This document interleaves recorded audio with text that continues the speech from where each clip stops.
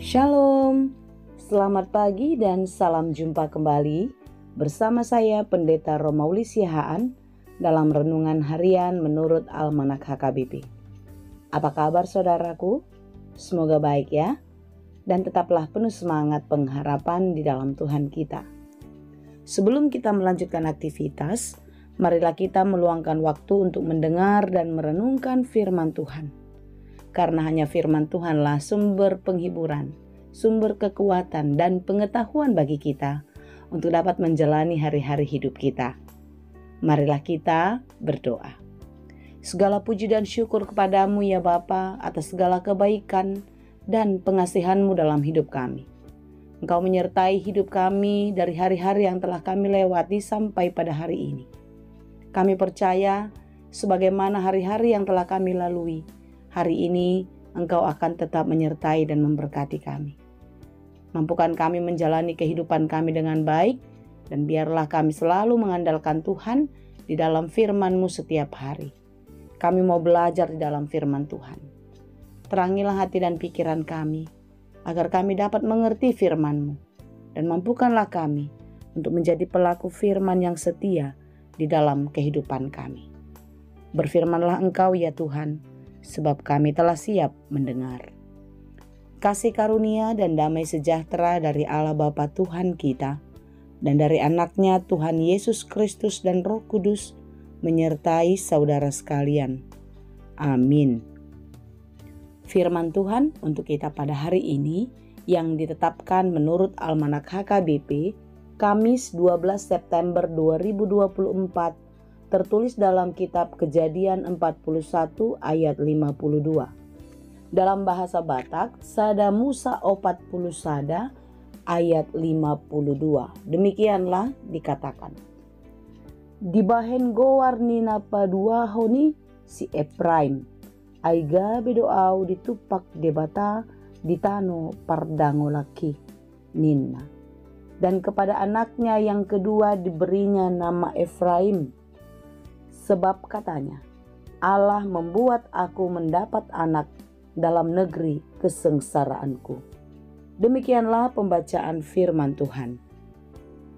Saudaraku yang dikasihi Tuhan, kitab Roma 8 ayat 28 berkata, kita tahu sekarang bahwa Allah turut bekerja dalam segala sesuatu untuk mendatangkan kebaikan bagi mereka yang mengasihi Dia, yaitu bagi mereka yang terpanggil sesuai dengan rencana Allah. Jika kita dalam keadaan sulit, dalam keadaan menderita, susah, sakit, dan lain sebagainya, apakah kita bisa memahami kalimat di dalam ayat ini? Apakah kita bisa menerima kalau Allah turut bekerja dalam segala sesuatu yang terjadi atas hidup kita, itu akan mendatangkan kebaikan? Mungkin tidak semua orang bisa menerimanya. Hari ini kita belajar dari pesan firman Tuhan yang menjadi renungan bagi kita. Kita belajar dari kisah hidup Yusuf, di mana dia dibuang, dijual oleh saudara-saudaranya sendiri. Tidak dianggap, bahkan dia hampir dibunuh oleh saudaranya.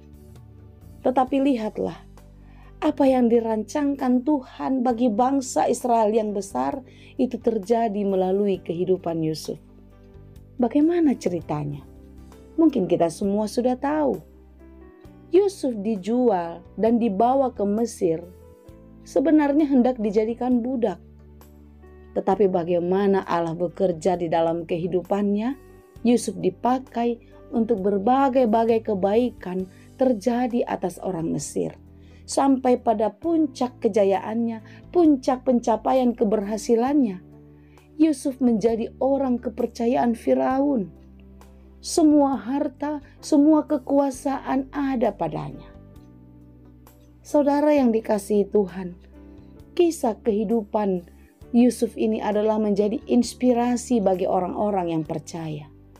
Bahwasanya ketika kita mengalami kesulitan, ketika kita mengalami beban hidup yang berat, jangan langsung berputus asa. Kita belajar berproses dari berbagai-bagai kesulitan dengan mau dengar-dengaran dan terus mengandalkan Tuhan. Saudara yang dikasihi Tuhan, perjalanan kehidupan Yusuf di Mesir adalah satu perjalanan yang sungguh mencengangkan. Bagaimana dia yang dibawa untuk menjadi budak ternyata menjadi orang yang sangat dihargai, dipercayai oleh Firaun dan dihargai oleh semua orang-orang Mesir. Di sana jugalah Yusuf mendapatkan berkat. Dengan istrinya Asnat, putri Firaun, dia mendapat 2 orang anak. Anak pertamanya dinamakan Manasye, lalu anak kedua dinamai Efraim. Yusuf memberi nama anak sulungnya Manasye, sebab katanya, Allah telah membuat aku lupa sama sekali kepada kesukaranku dan kepada rumah bapakku. Lihatlah, Yusuf merasakan kalau Allah bekerja di dalam segala persoalan hidupnya. Allah memberkati dia dengan keturunan, dengan berbagai-bagai berkat yang dia terima di Mesir. Lalu renungan kita pada hari ini dikatakan, dan kepada anaknya yang kedua dia beri nama Efraim, sebab katanya Allah membuat aku mendapat anak dalam negeri kesengsaraanku. Bukankah anak itu adalah anugerah? Bukankah anak itu adalah hadiah terindah dalam hidup kita? Lihatlah, dalam kesengsaraan Tuhan memberikan sukacita. Sukacita yang begitu besar dalam kehidupan Yusuf. Saudaraku yang dikasihi Tuhan, dari kisah ini kita belajar bagaimana kita harus tetap sabar, kita harus tetap kuat dan terus setia percaya kepada Tuhan. Seperti itulah yang disampaikan oleh Paulus tadi di dalam kitab Roma 8 ayat 28. Segala sesuatu untuk mendatangkan kebaikan. Di dalam segala situasi keadaan kita, Allah terus bekerja. Dan pastinya pekerjaan Allah itu akan memberikan kebaikan-kebaikan dalam hidup kita. Amin. Kepada siapakah itu diberikan? Yaitu kepada mereka yang mengasihi Dia, kepada mereka yang percaya kepada Dia, yaitu kepada Allah, mereka yang telah terpanggil sesuai dengan rencana Allah. Yusuf adalah orang yang terpanggil dan yang dipilih Allah untuk melakukan pekerjaan besar, rancangan Allah atas umatnya. Demikianlah kita, saudara.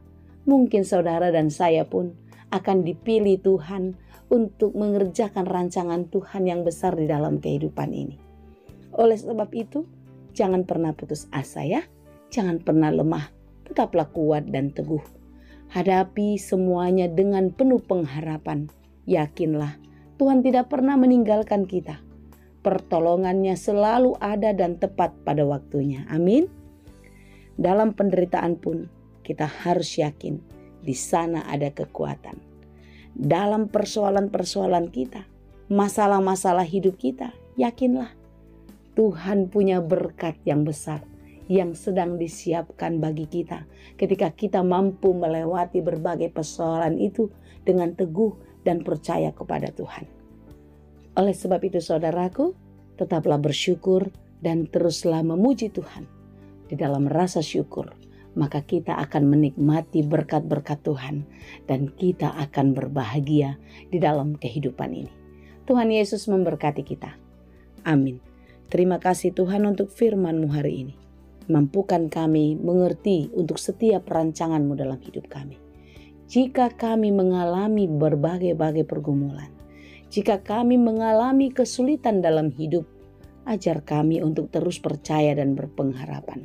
Jangan biarkan kami lemah, jangan biarkan kami goyah. Tetapi biarlah kami boleh melihat karya Allah yang begitu besar dalam hidup kami ketika kami percaya hanya kepadamu. Kami percaya Tuhan, hari ini hidup kami akan lebih baik, berkat-Mu akan terus baru dan bertambah-tambah dalam hidup kami.